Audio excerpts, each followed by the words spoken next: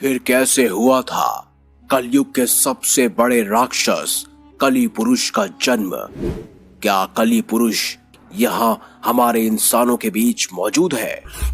आखिर कैसा दिखता है कली पुरुष और आखिर उसका अंत कैसे होगा?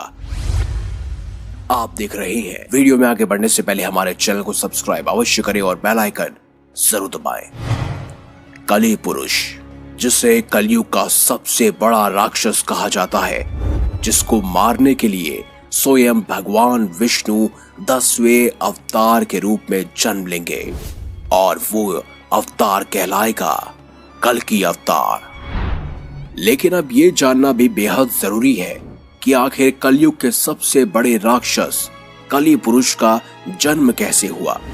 उसके जन्म के रहस्य को जानने के लिए हमें सृष्टि के रचना स्रोत के समय में जाना होगा, यानी कि सतयुग में। एक बार ऋषि दुर्वासा इंद्र देवता से मिलने स्वर्ग लोक गए हुए थे, परंतु इंद्रदेव वहां नहीं थे। वो किसी राक्षस का वध कर अभी स्वर्ग लोक ही आए थे।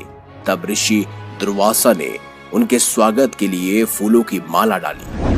क्योंकि इंद्रदेव अभी जीत के धुन में मगन थे, तो उन्होंने उनकी माला का मान नहीं रखा और उस माला को उतारकर उन्होंने अपने हाथी को पहना दिया। जब ऋषि दुर्वासा ने ये सब देखा तो वो अत्यंत क्रोधित हो गए। उन्होंने श्राप दे डाला, जिस ऐश्वर्य में तुमने मेरे उपहार का अपमान किया है, वो ऐश्वर्य तुमसे छीन जाएगा। उसके बाद धन और मान की हानि होने लगी। देवता कमजोर होने लगे। तब सभी भगवान विष्णु के पास पहुंचे। तब भगवान विष्णु ने उन्हें समुद्र मंथन के लिए कहा और बोला कि सभी देवताओं को पुनः स्थापित होने के लिए क्षीर सागर के अमृत की आवश्यकता पड़ेगी। क्योंकि देवता अभी कमजोर थे, इसीलिए इंद्रदेव ने असुरों के राजा बलि से समुद्र मंथन के लिए मदद मांगी। पहले तो राजा बलि ने देवताओं को मना कर दिया। वो जानते थे कि देवता असुरों के साथ छल करेंगे, परंतु शुक्राचार्य के कहने पर राजा बलि इस शर्त को तैयार हो गए कि जो भी समुद्र मंथन से निकलेगा उसका बंटवारा होगा। तब मंदराचल पर्वत को गरुड़ देव ने अपनी चोंच में उठाकर क्षीर सागर में रखा और सर्पराज वासुकी को उस पर्वत में लपेटकर रस्से के रूप में मदद ली गई।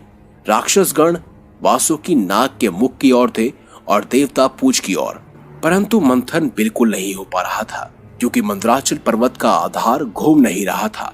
तब भगवान विष्णु ने कच्छ यानी कछुए का अवतार लेकर मंदराचल पर्वत को अपनी पीठ पर रखा और इस प्रकार मंथन की शुरुआत हुई।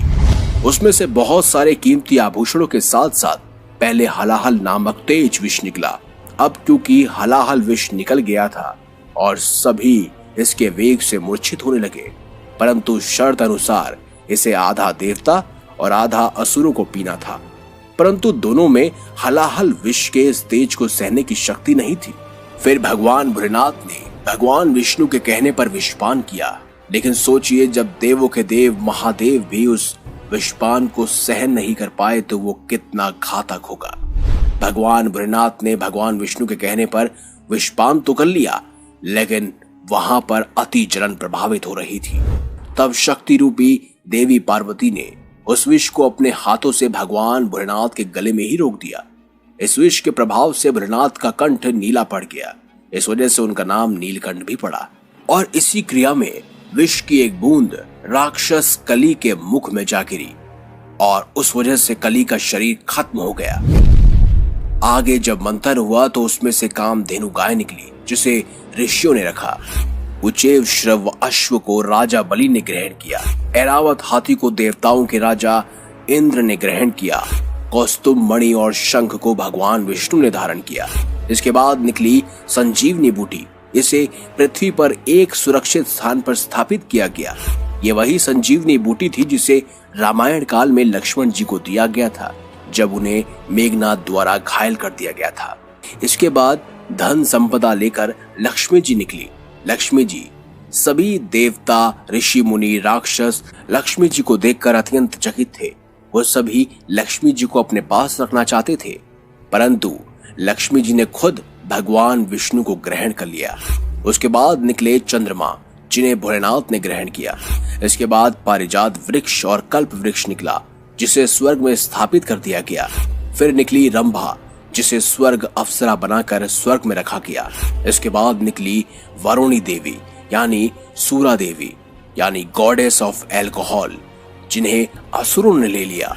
और अंत में भगवान धन्वंतरी अपने हाथों में अमृत कलश लेकर निकली। इसी अमृत की छीना झपटी में कुछ बूंदें समुद्र में जा गिरी, जो जैन, नासिक और इलाहाबाद में गिरी थी। कहा जाता है कि हर 12 साल में फिर से वो अमृत प्रकट होता है।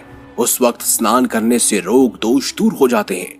और इसी अमृत की कुछ बूंदें कली पुरुष को भी मिल गई, जिससे वो फिर से जीवित हो उठा, परंतु वो भौतिक रूप में नहीं आ सका।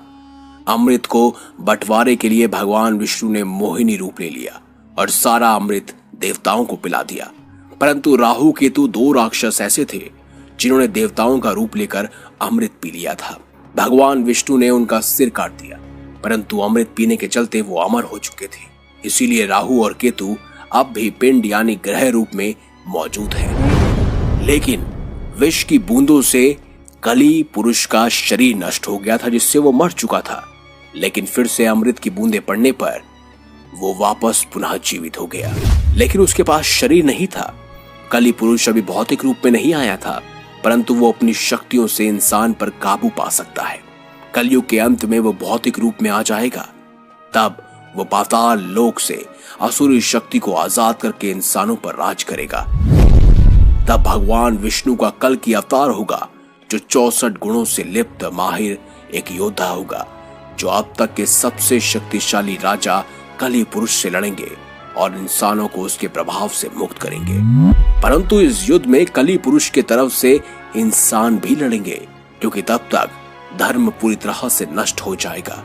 इंसान भगवान को पहचान नहीं पाएंगे, परंतु अंत में सब ठीक हो जाएगा और सतयुग का आरंभ होगा। तो दोस्तों, इस प्रकार हुआ था कली पुरुष का जन्म। अगर आपको यह वीडियो अच्छी लगी है तो इस वीडियो को लाइक करें, हमारे चैनल को सब्सक्राइब करें और ज्यादा से ज्यादा शेयर भी करें। मिलेंगे अगली बार एक नई खास वीडियो के साथ।